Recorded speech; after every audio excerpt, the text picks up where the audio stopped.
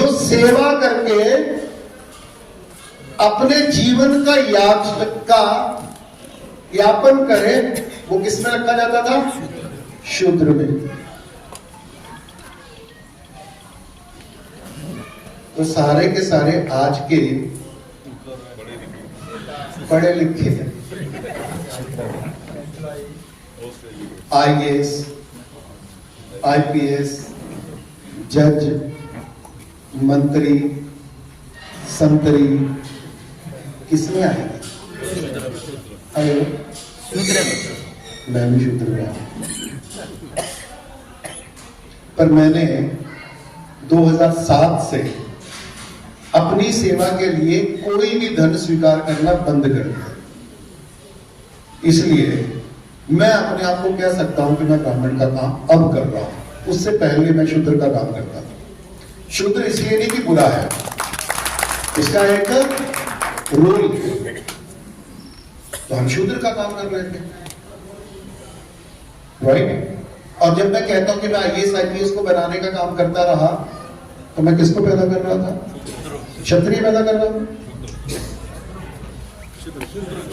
शूद्र पैदा कर रहा था। तो प्रधानमंत्री किसमें आएगा? महासेवक, प्रधान सेवक, मुख्य सेवक, ये सब शूद्र। मेरी बात समझ में आई? हमको अपनी समाज को फिर से खुल के अर्थ में देखना है या अनर्थ के तरीके से देखना है? जो किताबों में लिख दिया गया है वो क्या किया गया है? अनर्थ। हाँ, उसके हेतु को देखिए। तो हेतु को नहीं समझेंगे तो अर्थ समझ में नहीं आएगा। इसलिए जनता सरकार मोर्चा में असली खेती क्या है, असली राजनीति क्या है, असली पैसा क्या है, असली नीति क्या है, असली राष्ट्र क्या है, असली संस्कृति क्या है, असली पर्यावरण क्या है, असली जल जंगल जमीन और जानवर क्या है, असली कर्तव्य क्या है, उसको फिर से समझने का प्रयास है। और उसको स्थापित करने के का जो आह्वान है वो जनता सरकार मोर्चा है।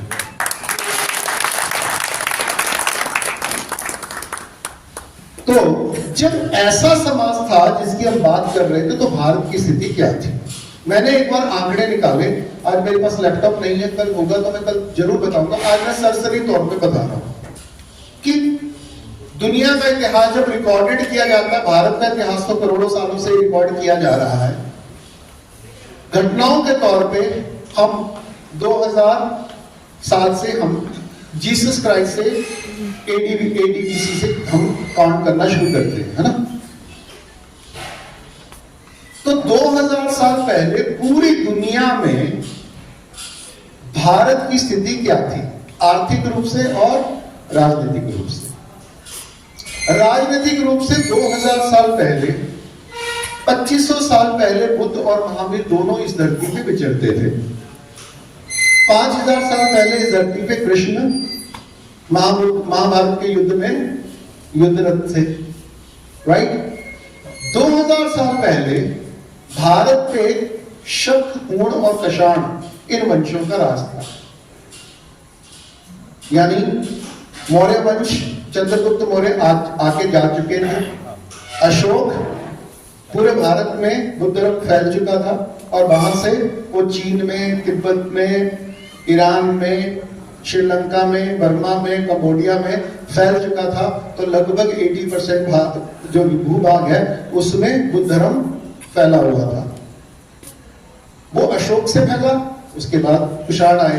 तो राजनीतिक तौर पे ये हुआ कि हर 100-150 साल में वंश बदल गए, वंश बदल गए। कभी यहां मौर्यों का राज था, कभी यहां गुप्तों का राज था, कभी यहां शकों का राज था, कभी यहां कुषाणों का राज था, कभी यहां जाटों का राज था, कभी यहां वर्धनों का राज था, कभी यहां पेशवाओं का राज था, राइट? तो राजा लगातार बदलते गए हैं और उनके धर्म भी बदले हैं। एग्जाम्पल के तौर पे चंद्रगुप्त मौर्य हमारे रिकॉर्डेड इतिहास के पहले महान चक्रवर्ती सम्राटों में मतलब मध्य भारत में माने जाते हैं। उनका धर्म क्या था? एनीवन? वो जैन थे। उन्होंने संतारा करके 42 साल की उम्र में अपने प्राण त्याग दिए, वो जैन थे। उनके जो पुत्र थे बिंदु साहब, वो क्या थे? वो हिंदू थे,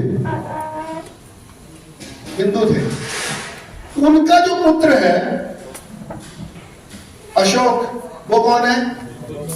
यानी एक ही परिवार में 3 पीढ़ियों में 3 अलग अलग धर्म है।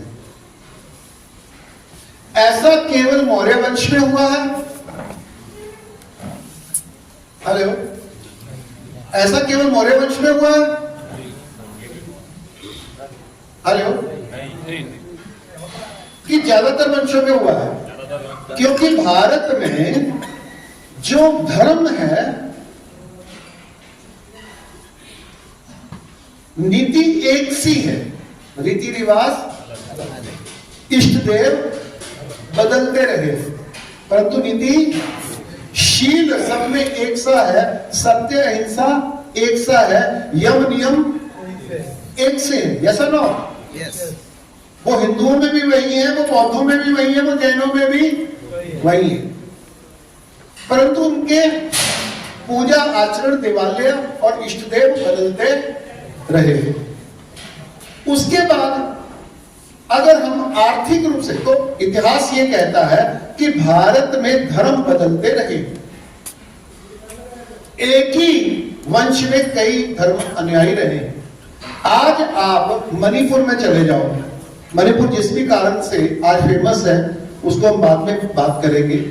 मणिपुर के आप आदिवासियों में घूमो ना, वहां पे उनको बोलो कि तुम्हारा धर्म क्या है, कहता कल मैं बुद्धिस्ट था आज क्रिश्चियन हूं। अरे कल मैं बुद्धिस्ट था आज मैं क्रिश्चियन हूं, 3 दिन बाद मिलो आज मैं फिर हिंदू हो गया।